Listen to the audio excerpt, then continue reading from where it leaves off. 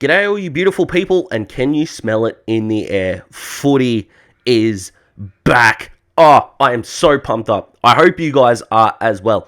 So in this preview, I'll be going over my tips for all the games, and then at the end of the last game, I'll be letting you guys know what you'll be getting week to week throughout the season. It is scheduled, dazzling with that self-discipline kicking in, is all good stuff. Who do you think is going to win this weekend and why? If you think I've made an outrageous choice, comment below. Let me know if you haven't subscribed already. Please do so. Trying to hit 500 as soon as I can. If you haven't checked out my prediction videos from the long weekend, I'd really appreciate if you could do that as well. They, of course, being my crystal ball, who is going to win all of the major awards, and my All-Australian prediction side. Go check both of those out. Of course, as much as checking this out is fantastic as well. All three, they come together beautifully, and we can kick off the footy season together. I am so excited for this. Let's talk about round one. Let's do it. It was there. Parker over his head. Luke Parker. What an amazing bit of play by Luke Parker. Unbelievable goal. I am looking forward to the overreaction that, you know, the media is going to have if a team loses in round one. You know, like if a Richmond wins, everyone's going to overreact about Carlton, which is going to be awesome. And as much as I am going to review the games, and that will be something that comes either the night of or the day after, dependent on where I'm at with scheduling. But I'm going to say it's going to be the day after the last game, usually around midday, 1 o'clock. That is the hope. But it will be up sometime early Monday afternoon or the day after, depending on when the round finishes. I am going to talk about this stuff, and I've preached it all preseason. You got to react, not overreact. I know we live in a clickbait clout kind of world, but I feel like if you say enough things correctly, if you explain things well enough, people will want to stick around, and people are going to want to listen to you. If I don't think I can back up what I say, you guys aren't going to listen to it. It's as simple as that. And if that's costing me views, it is what it is. I'd rather say what I think, get my footy nous out there. If you guys enjoy it, that is fantastic. And that is all that I want. So all that is out of the way. Let's talk about this grand final rematch. Melbourne get to unfurl the flag. The Doggies are going to want redemption, although it is nowhere near a similar category of game.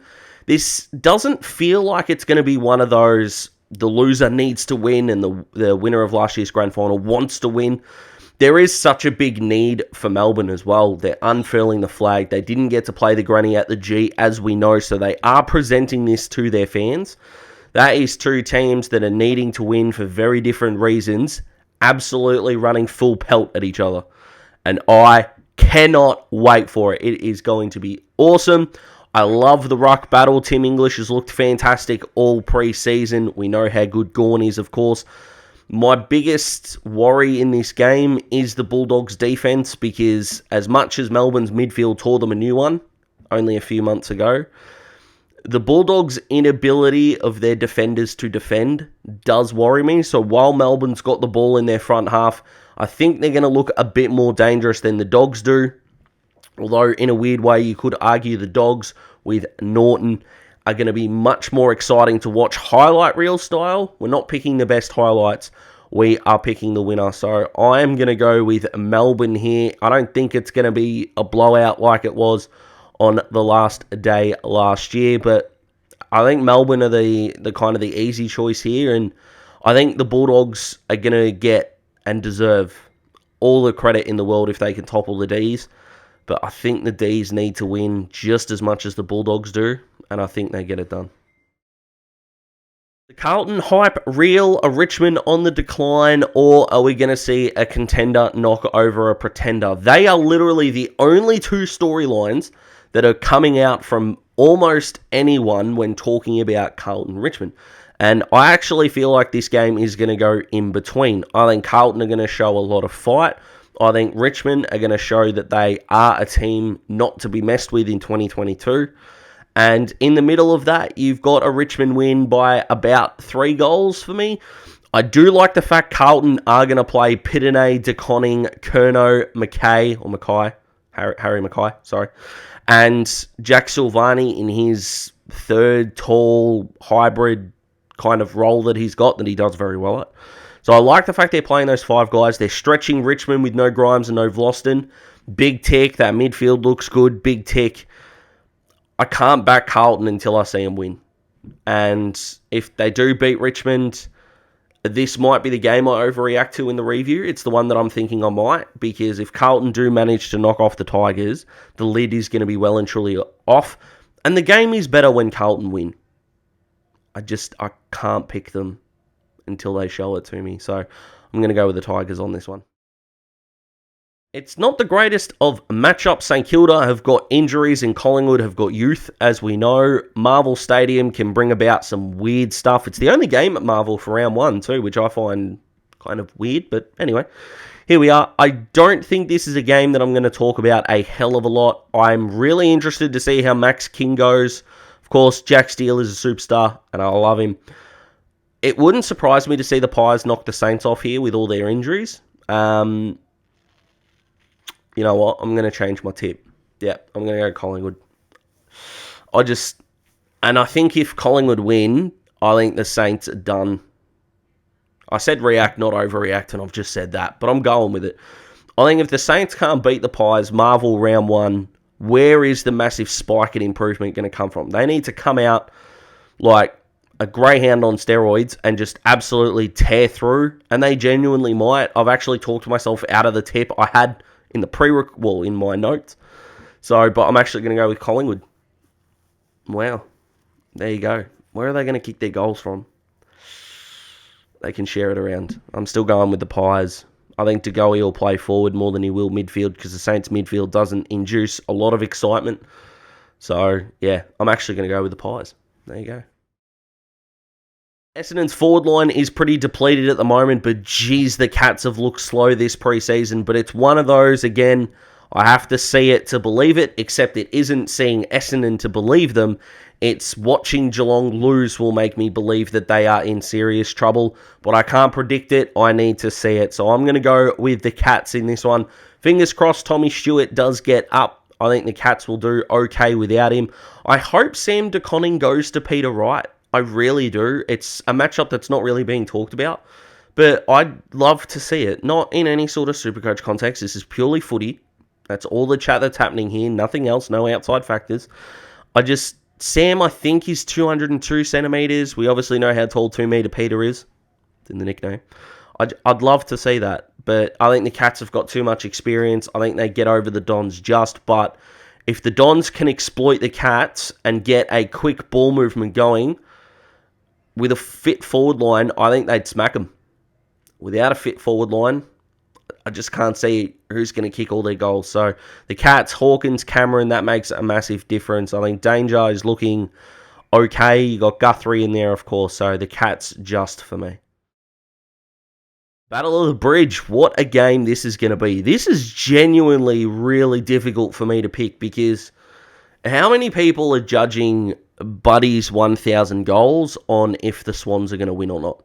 How many people are doing that? I'm really fascinated to know. I think Buddy kicks 3 this week, and I think the Giants win. The midfield depth they've got is great. No, Toby Green does hurt them, of course, but the Swans, they don't have a lot of tall backs, as we know, with the McCartan brothers, and then Rampy is probably next. The Giants have got Himmelberg, Hogan and Riccardi. Now, I don't expect any of them to kick 5, but they are going to be threats, and they do have good threats on the ground. Canelio, Taranto are going to play forward. We know that they can kick a snag or two, especially Taranto. And this is the one that if I'm wrong, then I'll happily put my hands up and go, I'm an idiot. This is my hunch pick with, you know, I'm sort of making up reasons on the spot almost. That's just what it feels like in my head. So, but I just feel the Giants in this one without really a reason why, and I hope my man Sammy Taylor genuinely dominates.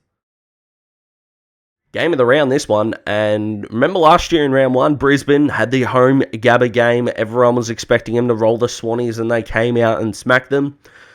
I don't think that's going to happen this time. I know I had Port above Brisbane in the power rankings in my last power rankings video, and the good thing about doing that video is you got to look at the preseason, you got to look at this. Port are in, they don't have Dixon, which is a struggle. Brisbane are pretty healthy for what they've got at the start of the year, so they already knew Hipwood wasn't going to play, so you can talk about that if you want. McStay is going to be a threat in the air, but Cameron, Bailey, Rayner, McCarthy, Cockatoo down there as well. Zorko can kick goals. Neil, Lyons, their midfield can kick goals. Hugh McCluggage can kick goals. I think it's just too much firepower for Port to contain, especially in the Lions' den. But there is that selfish 1% of me that hopes Port Adelaide win to sort of make me go, yeah, I was right, because that Port Adelaide ranking did cause a bit of a stir in the comments, but I've got to go with what I think. You got to keep your dignity in these sorts of things. So I'm going with the Lions. So if you can't just tell, this is a Hawthorn hoodie. I don't know why I'm working so hard to get the Hawthorn thing up there, but this is a Hawthorn hoodie. I'm a Hawthorn supporter. For all those new, don't unsubscribe because of that. I'm not still living in 2014. I am living in the moment when it comes to the Hawks. I don't think we win. I think North's midfield has got something that our midfield drastically lacks, and that's pace. Real pace. And the Hawks just don't have it. So I worry about us at the coalface now. If you're looking at defence v North's forwards, our defence is better. Our forwards v North's defence, I think ours are better on both ends. So 2 out of 3, usually you win the game. North are a bit of a bogey side for us. They exposed our pace in Tassie last year. We didn't do anything to fix the pace issue. The Roos are going in relatively healthy. No Aaron Hall. And they're going to play some tools. Whether Goldstein and Sherry play, whether it's Sherry and Coleman Jones or Coleman Jones and Goldstein. You got Nick Larkey down there as well, who I really, really like. I've just got a sick feeling in my stomach. The media will be coming for the Clarko witch hunt and everything that comes with it from a Hawthorn point of view. And I can just see this blowing up in the Hawks' face early, which does not make me feel good to say, believe me. You know what? If I'm wrong, the Hawks are 1-0. I can live with that. But if footy gods really do exist, I think it's a bigger story if the Hawks lose. I think we might. The Sunday this week is kind of a dumpster fire for the games, which we just got to live with, which is fine. But I'm kind of looking forward to this one because I'm a bit bullish on the Dockers in this game. I think Tex Walker and Matt Taberner out cancel each other out structurally. Now, Tex is a much better player and has been for his career. Taberner a much better bloke, but Tex, the much better player. You can't be the leading goal kicker at your club all time versus a guy that's made the All-Australian squad once. It's just as simple as that.